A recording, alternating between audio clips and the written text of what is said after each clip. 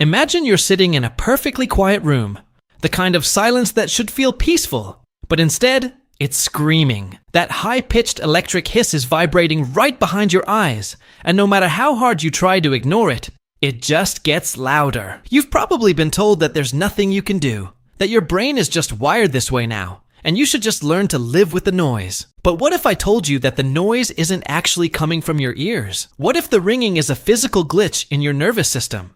A literal short circuit that you can reset with a physical movement that takes less than 30 seconds. I'm not talking about masking the sound with white noise or taking a pill that takes weeks to kick in. I'm talking about a mechanical reset for your auditory nerve. Right now, as you listen to my voice, your brain is overcompensating for a lack of clear signal. It's like a radio tuned between stations, cranking up the gain so high that all it picks up is static. To turn that static off, we have to look at the vagus nerve and the suboccipital muscles at the base of your skull. This is where the ritual begins. Most people make the mistake of digging into their ear canal with Q-tips or pouring oils into their ears, thinking the problem is a blockage. It's not. The blockage is electrical. If you place your palms over your ears, fingers pointing toward the back of your head, and find that soft spot where your skull meets your neck, you are touching the gateway to your auditory system by snapping your index fingers off your middle fingers to create a rhythmic drumming sound against the base of your skull. You are sending a targeted vibration directly to the cochlea. This isn't just a random massage. This is a technique known as cortical signaling. When you do this for 30 seconds, the physical thumping sound is so dominant that it forces the brain to recalibrate its internal volume. It's like hitting a manual override switch. For a few moments after you stop, the silence can be so profound it feels heavy. But here's the catch. If you don't understand why the noise returns, this ritual is just a temporary band-aid. The real secret lies in how your brain handles inflammation, something most doctors completely overlook when they test your hearing. If you want to see the deeper biological reasons why these nerves fray in the first place, you need to see the 7 secrets to silence ear ringing that your doctor won't tell you. Because without that foundation, your nerves will just keep short-circuiting. The reason most people fail to find relief is that they view tinnitus as a permanent disability rather than a temporary state of neurological hyperarousal. Think about your nervous system like a guitar string. If it's tuned too tight, it hums even when nobody is touching it. Most of us are walking around with our auditory nerves tuned so tight they are screaming. This 30-second ritual works because it uses bone conduction to bypass the damaged parts of your middle ear and talk directly to the brainstem. When you perform the brain drum technique, you are essentially telling your brain, the signal is here. You can stop looking for it. The relief is often instantaneous because you've satisfied the brain's hunger for input. But why does the brain get so hungry in the first place? It's often linked to a hidden depletion of specific minerals that act as the lubricant for these electrical signals. When that lubricant is gone, the friction creates the hiss. Let's look at the second part of this ritual, which involves the jaw. There is a massive connection between the temporomandibular joint and the nerves that control your hearing. If you've ever noticed your ringing gets louder when you clench your teeth or move your neck, you are experiencing somatic tinnitus. This means the noise is being physically squeezed out of your nerves. By taking 2 fingers and applying pressure to the notch just below your earlobe while opening your mouth wide, you are decompressing the space where the auditory nerve exits the skull. Do this for 15 seconds on each side. You might feel a slight yawn reflex or a watery sensation in your ears. That's a good sign.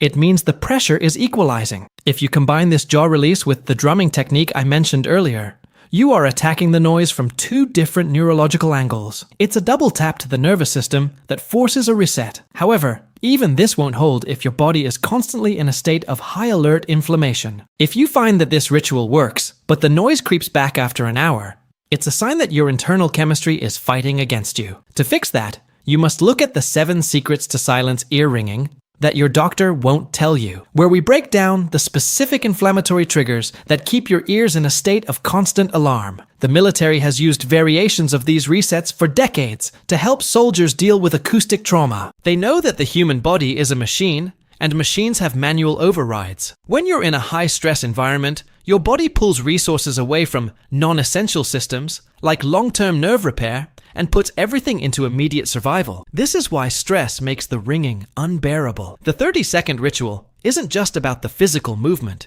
It's about signaling to your primal brain that the danger is over. When you breathe out slowly while performing the suboccipital thumping, you are engaging the parasympathetic nervous system. You are literally telling your brain it is safe to turn down the volume. Most people try to fight the noise, which only makes the brain think the noise is a threat, causing it to focus on it even more. It becomes a vicious cycle. The ritual breaks that cycle by providing a neutral, rhythmic stimulus that the brain can easily process. It's like giving a crying baby a pacifier. But what happens when the ritual isn't enough? For some, the damage to the myelin sheath, the protective coating on the nerves, is so advanced that the pacifier only works for a minute. If your nerves are like exposed copper wires, they will spark no matter how many times you reset them. You have to rebuild the insulation. This is where the science gets really interesting, and frankly, where most traditional medicine fails you. They tell you there's no cure because they are looking for a pill to stop the sound,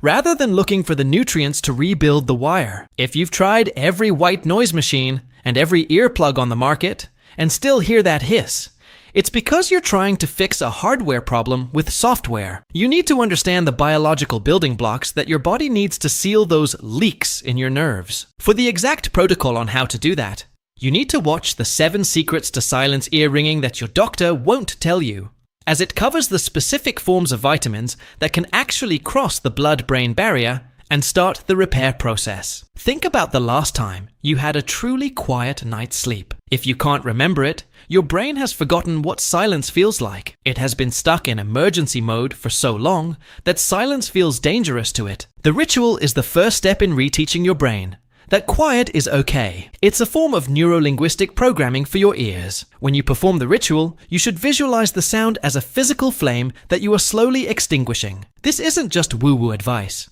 Studies on neuroplasticity show that your mental state directly affects how your thalamus filters out background noise. If you believe the noise is permanent, your thalamus will keep it on the high priority list. If you treat the noise as a temporary glitch that you can fix in 30 seconds, you start to demote that sound in your brain's hierarchy of importance. The ritual should be done 3 times a day. Once when you wake up to set the tone for the nervous system, once in the middle of the day when stress is highest, and once before bed to ensure your brain doesn't ramp up the gain in the dark. Silence in the bedroom is actually the worst thing for a tinnitus sufferer because it forces the brain to look for a signal that isn't there. But if you do the drumming and the jaw release right before your head hits the pillow, you give the brain a residual signal to chew on while you drift off. It's about managing the transition. Most of the people I've worked with find that the nighttime ritual is the most life-changing because it finally breaks the insomnia cycle. When you sleep better, your nerves heal faster.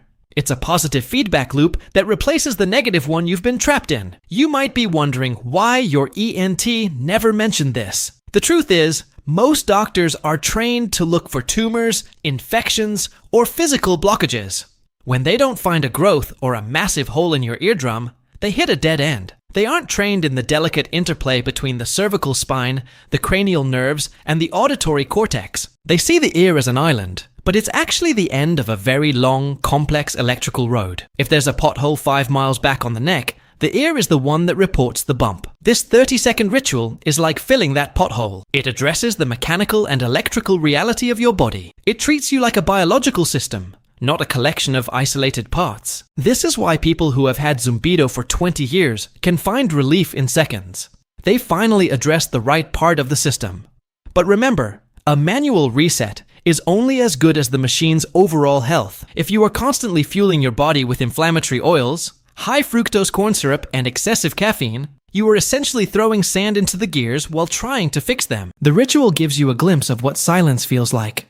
But to stay in that silence, you have to look at the secrets that the mainstream medical establishment ignores. There are specific habits, from the way you use your jaw to the way you manage your blood sugar, that determine if your tinnitus is a temporary annoyance or a permanent life sentence. To bridge that gap and move from temporary relief to permanent silence, the next logical step is to dive into the 7 secrets to silence ear ringing that your doctor won't tell you. That video is the roadmap for the long-term repair that the 30-second ritual starts. The mechanics of the ritual are simple, but the execution must be precise. When you are snapping your fingers against your skull, the sound should be hollow and resonant, like a drum. If it's too soft, the signal won't reach the cochlea. If it's too hard, you'll cause tension in your neck, which defeats the purpose. It's a rhythmic, steady beat. Some people find that humming a low-frequency tone while doing the drumming increases the effectiveness by creating a sympathetic resonance. This is biohacking at its simplest. You are using your own body's frequencies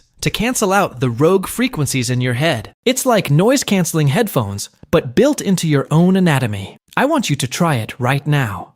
Stop what you're doing. Sit up straight. Relax your shoulders. Put your palms over your ears. Snap those fingers 40 or 50 times against the base of your skull. Now, open your jaw. Find that notch under your ear and press firmly for 15 seconds. Take a deep breath. Notice the change. Even if the sound only dropped by 10%, that is proof that the noise is not permanent. It is proof that you have a measure of control. The more you practice this, the more your brain realizes it doesn't need to create its own sound. You are retraining a decades-old habit in your auditory cortex. It won't happen overnight, but the instant relief you feel is the signal that you are on the right path. The most important thing to realize is that you are not broken. Your ears are not dead. They are simply tired and misfiring. The hiss you hear is the sound of your body trying to heal itself without the right tools. When you give it the ritual, you give it a moment of rest. When you give it the nutrients and habits we discuss in our other videos, you give it the materials it needs to finish the job. Most people give up because they think they've tried everything, but they've only ever tried the outside-in approach.